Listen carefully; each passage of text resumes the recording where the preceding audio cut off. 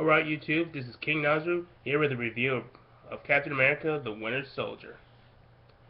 So, this is the second Captain America movie, and the first movie to take place uh, after the Avengers involving Captain America. If you exclude Thor the Dark World, where Loki changed into Captain America just for a gag. Uh, the story is basically Captain America trying to adjust to modern life, uh, thanks thanks to the help of Sam Wilson, aka the Falcon, and Black Widow. And as on a side note, I've never found Falcon to be all that interesting a character, uh, mainly due to I didn't like his costume design, and my only experience to him was through Superhero Squad and Avengers Assemble, both of which I was not impressed with. But this Falcon I find far more interesting. Because I liked his costume design, which is a bit more practical, and he acts like a wisecracking soldier, and that's pretty much like Will Smith in Men in Black. And so he sorry about that.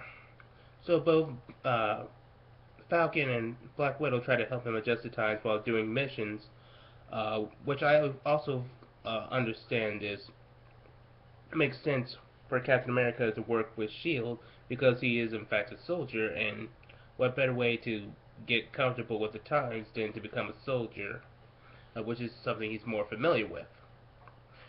And while doing these missions, he's learning that Shield is keeping secrets from him, which he does not like because he grew up with the uh, ideals of America that, you know, life, liberty, pursuit of happiness, all that, and involving trusting people. And Nick Fury is basically telling him that's not the kind of world we live in. We have secrets have to be kept, and it's not made any better when he learns that Shield is making these new weapons of three helicarriers that are meant to track uh, threats throughout the world and target them uh, and with their weapons, because he feels that's a bit of an invasion of privacy and excessive force. And later on, Nick Fury is attacked and nearly killed by the Winter Soldier, who is the main antagonist of the movie. And he's really impressive with his metal arm, augmenting his strength and his highly trained assassin skills. And for those wondering, yes, I know who the Winter Soldier is, and I knew that before seeing this movie. And no, I'm not going to spoil it for any of those who haven't seen the movie and have no prior knowledge to his character. So,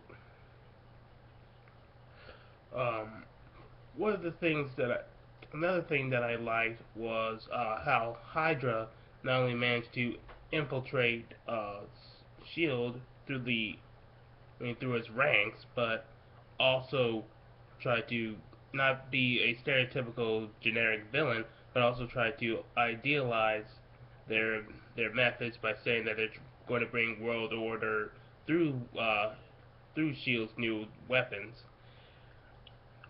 which adds a bit more depth and makes the characters a bit more interesting. One thing I didn't like was how Black Widow was trying to, well, not so much didn't like, but more like it was teetering on being annoying. Was that Black Widow was constantly trying to pair Captain America with a girl, so I know what her intentions were, but it just seemed like it was kind of annoying. And it doesn't really help when she tries to kiss him when she's kind of sending mixed signals. She did that before earlier in the movie, but that was because the Hydra agents were hunting Captain America, and she had to kiss him to cover up his face so they wouldn't find him. So anyway, but I will say that that part was clever, and I could easily say that was one of my favorite parts because it shows how completely skilled and that both characters are at this uh, espionage missions. Let's see. I see. I also liked a lot of the fights that it didn't have to be over stylized. It was very practical, uh, and I learned how the stakes were greater because in the fact that they have to give up something really great that might uh, play a huge part when the Avengers come in. I'm not going to spoil that for for any of my viewers and who that haven't seen the movie. But trust me, it's a real game changer. And yes, there is a bit of a tease towards the Avengers 2: Age of Ultron, in the form of the Scarlet Witch and Quicksilver, who are happen to be in the custody of Hydra. So, what did I think of this movie?